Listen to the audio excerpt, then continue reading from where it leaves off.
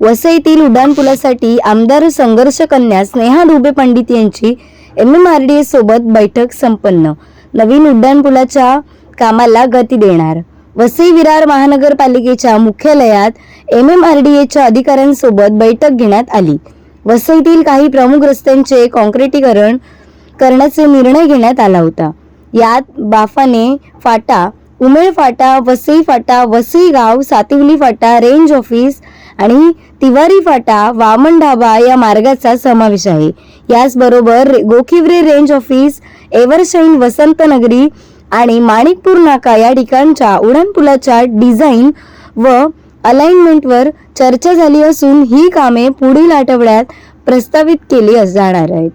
तसेच उमेळमान नायगावसह 4 रस्त्यांचे महत्त्वाचे रेल्वे ओव्हरब्रिजच्या कामाचा समावेश शासनाकडे पाठवण्यात येणार आहे.